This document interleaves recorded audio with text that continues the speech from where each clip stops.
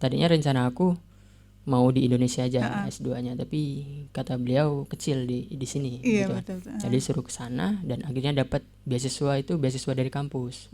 Beasiswa UNC Scholarship, itu saya dapat full tuition fee atau full SPP. Kalau SPP dirupiahin itu sekitar 21.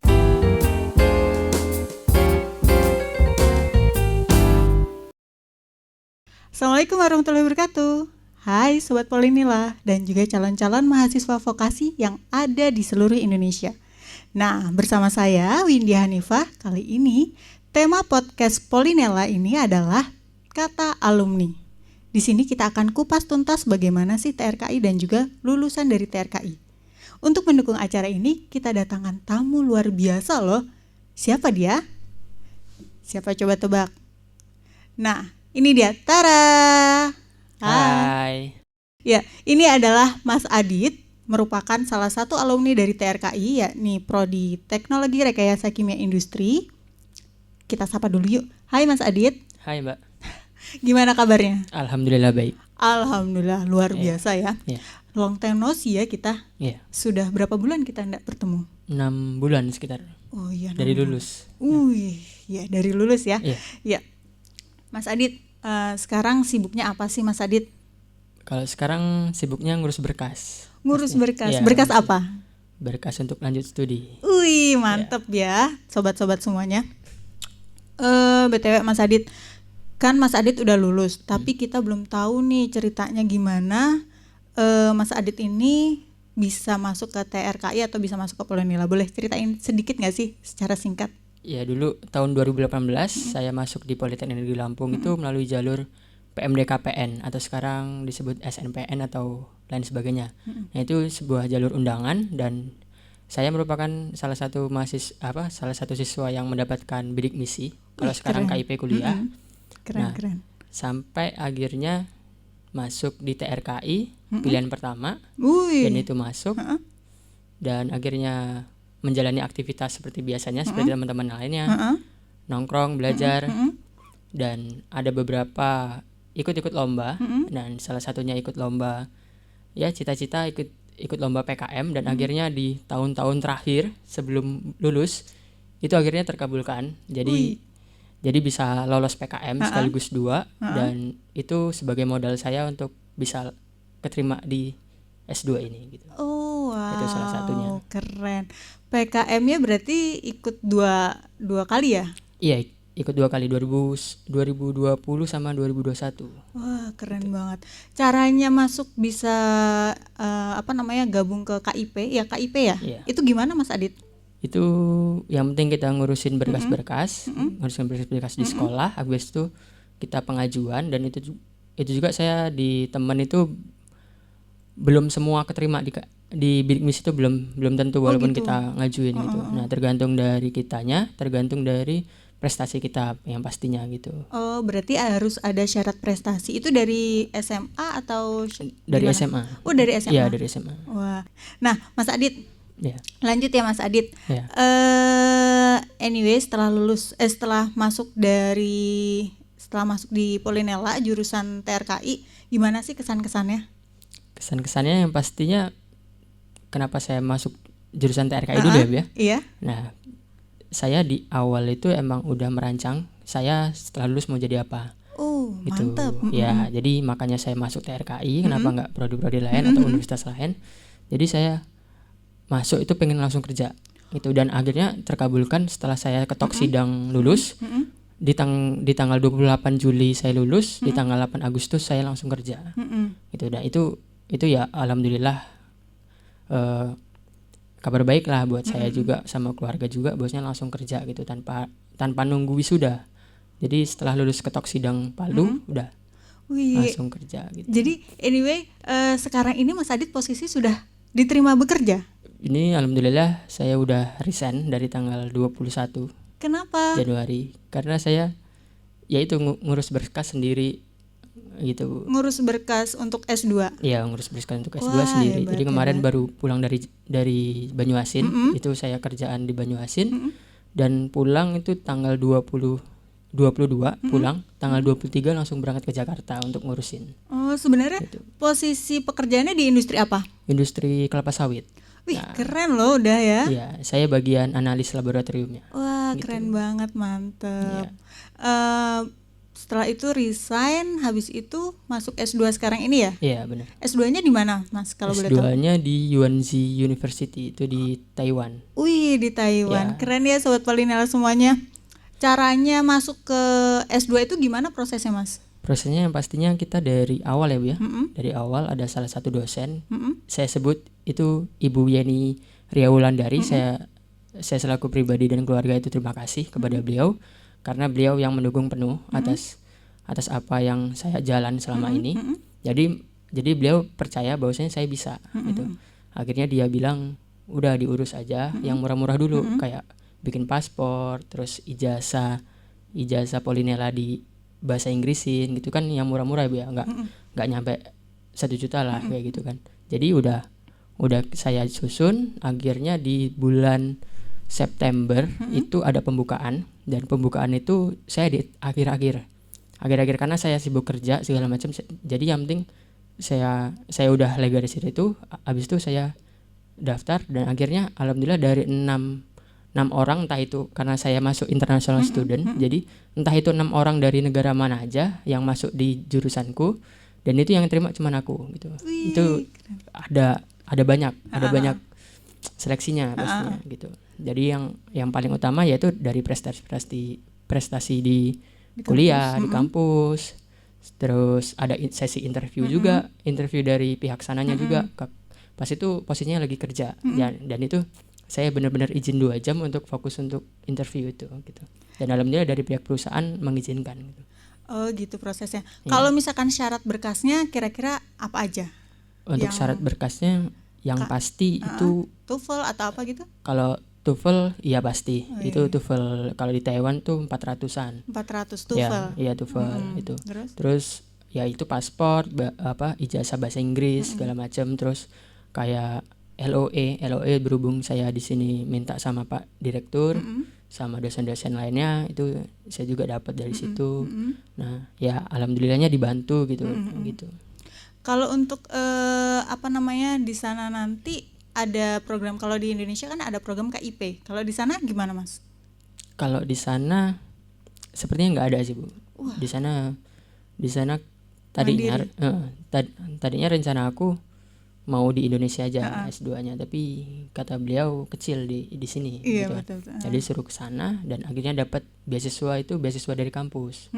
Beasiswa Yuanzi Scholarship, itu saya dapat full tuition fee atau full SPP. Kalau SPP dirupiahin itu sekitar 21. Wow. 21 juta. Iya, 21 juta per semester. Ya, gitu. Terus saya alhamdulillah pas interview itu banyak tantangan buat saya. Dia juga ngelihat dari penelitian saya di kampus bahwasanya udah terbit jurnal segala macam, dan dia emang benar-benar tertarik sama saya, dan dia akhirnya untuk di profesor itu dia mengusahakan saya dapat stipend. Stipend itu kayak gaji per bulan. Gitu. Artinya dia nanti saya stipend di situ 6.000 NTD, itu saya bantuin profesor itu di labnya dia gitu. Kalau di Indonesia ya asisten lab gitu ya? Iya, kurang lebih iya. Kalau kita ya apa tuh namanya? PLP ya? Iya, PLP kurang lebih. Tapi untuk dosennya, untuk profesornya ya? Iya, untuk profesornya gitu. Untuk membantu penelitiannya. Iya. Keren banget. Orang tua mendukung nggak, Mas? Gimana, kaget atau wah kok S2 lagi, atau gimana, Mas responnya? Pastinya responnya kaget ya Bu ya. Kaget karena gimana ya, udah dapat kerja udah enak gitu kan. Artinya dari sisi gaji, fasilitas segala macam, dan jabatan juga udah enak. Dan beliau cuma bilang gini, kenapa mau S2, emang mau jadi apa, kata mereka. Enggak apa-apa kata saya. Itu orang tua sih sebenarnya. Kalau sama ibu itu yang penting ibu cuma mendukung. Jadi ibu sama orang tua saya itu atau bapak saya itu cuman bisa mendukung dari doa dan segala macam lah, bukan dari segi uang segala macam enggak. Jadi benar-benar saya real untuk S2 ini, emang benar-benar real dari tabungan saya. Ikut lomba dari S1 itu uangnya ditabung, emang benar-benar nguras tabungan sih, emang benar sih. Kos tabungan benar. Saya bukan dari keluarga yang mampu, bukan. Saya dari keluarga yang cukup. Jadi orang tua jadi cuman pesen itu, yang penting kalau emang udah tekad ya udah nggak apa-apa gitu. Jadi alhamdulillah pas dengar saya dapat scholarship itu, ibu saya atau bapak saya itu nggak tahu Bu saya ngurus paspor untuk apa. Jadi saya pakai uang sendiri itu, pakai uang sendiri. Jadi orang tua cuma tahu hasilnya aja. Aku berprinsip jangan sampai orang tua tahu prosesnya. Gitu. Kalau tahu prosesnya malah nanti dia nangis segala macam kan. Tapi yang penting tahu hasilnya aja. Oh segini, oh udah. Emang kapan sampai kaget? Kok udah langsung keterima kerja? Itu sampai kaget Bu. Padahal saya nggak ngomong saya mau daftar ini. Jadi ya itu diri sendirilah. Gitu. Masya Allah, tabarakallah, hebat ya, keren loh sobat-sobat Polinela. Semoga ini ceritanya bisa membantu, memotivasi kita semua untuk bisa ngikutin nih jejaknya. Saya sampai terharu pengen nangis, tapi gimana ada 2 kameramen, banyak lagi nih yang lihat ya. Nah lanjut aja ya, Mas. Kan tadi orang tua sudah mendukung, terus abis itu katanya orang tua oke, boleh diizinkan. Nah tapi kan Mas tadi pernah bilang pilihannya adalah S2. Kira-kira cita-cita S2 setelah lulus nanti apa ya? Yang pastinya insya Allah dosen ya Bu ya. Ngikutin ya. Ya gitu. Terus? Karena emang cita-cita saya emang dari dulu jadi dosen gitu. Yang tadinya mau jadi pengajar tapi nggak boleh, ya akhirnya jadi dosen aja gitu. Karena aku mikir kalau nggak mungkin selamanya saya harus di pabrik terus, di industri terus kan. Jadi harus mumpung ada kesempatan. Dan itu pesan orang tua saya kenapa saya ngambil S2 ini, karena ambil kesempatan, karena kesempatan nggak datang 2 kali. Gitu. Betul. Gitu. Jadi walaupun kesempatan yang diambil tuh merelakan dua atau tiga kesempatan lainnya gitu Bu. Kayak gitu. Jadi harus merelakan lah pekerjaan yang sekarang gitu. Iya betul sih ya. Betul. Harus mengambil kesempatan yang ada, karena kesempatan itu nggak datang 2 kali sobat ya.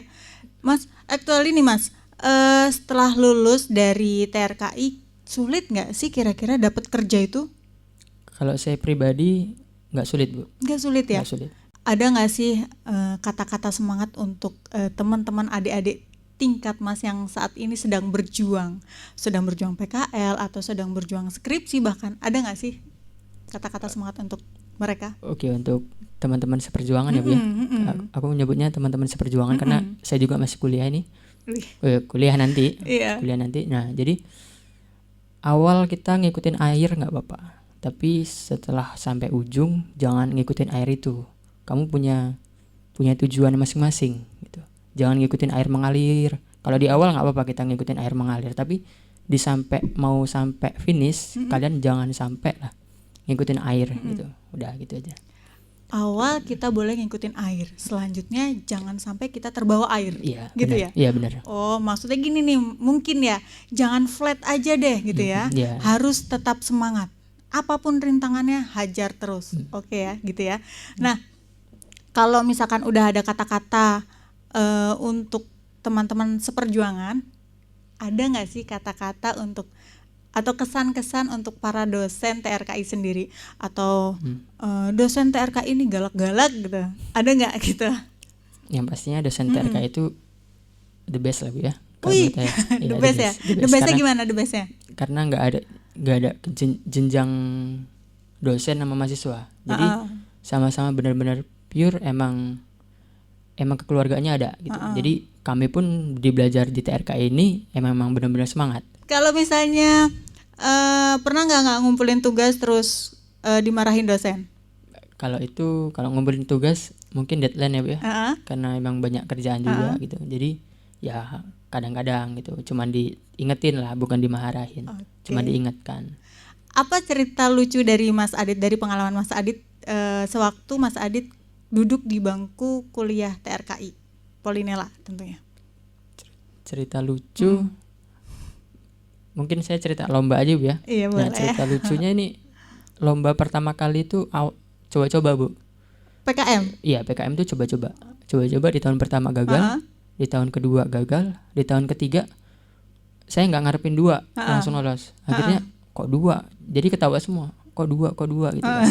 Jadi teman-teman, nggak ngajak-ngajak kan gitu. Jadi lucunya mungkin di situ ya Bu ya.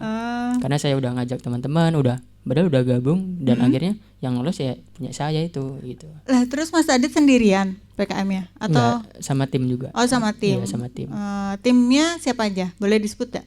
Timnya ini teman seperjuangan penelitian ya. Ini Kak Salomo. Kak Salomo ya. Kak Salomo itu teman penelitian saya.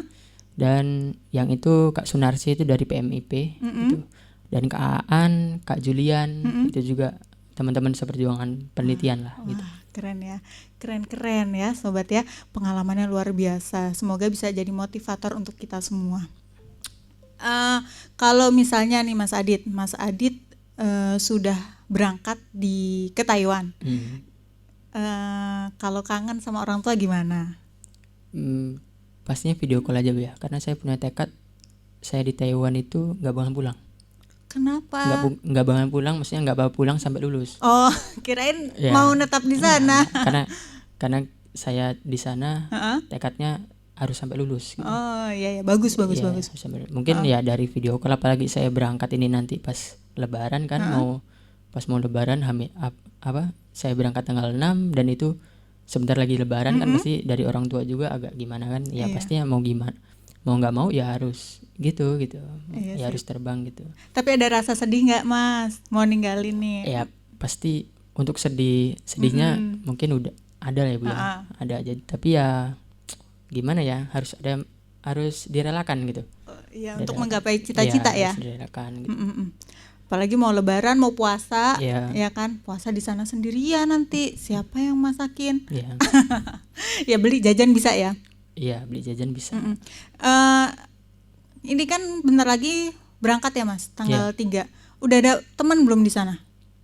Atau gimana nih? Di sana ada ininya Bu, Persatuan Pelajar Indonesia PPI-nya ada. Jadi nanti saya sampai bandara nanti dijemput sama mereka. Gitu. Nah, kira-kira ada nggak sih Mas alumni TRKI yang sudah bekerja biar untuk jadi penyemangat? Ada banyak Bu. Banyak ya? Iya banyak. Wah, di mana aja tuh? Itu teman saya di Maluku 1, di Bogor 1. Ini baru berangkat tadi malam itu, malam Senin itu 1 di Jakarta, di kantor HU itu, di kantor pusat. HU itu apa? HU itu saya juga nggak tahu, pokoknya kantor HU lah. Kantor HU, kantor pusatnya. Terus sama di Bandung juga ada. Dan yang terakhir tuh saya di Banyuasin itu gitu. Ya, terima kasih Mas Adit. Terima kasih Bu. Demikian, terima kasih banyak sobat-sobat Polinela. Saya tutup ya podcast kali ini. Wassalamualaikum warahmatullahi wabarakatuh. Bye and see you.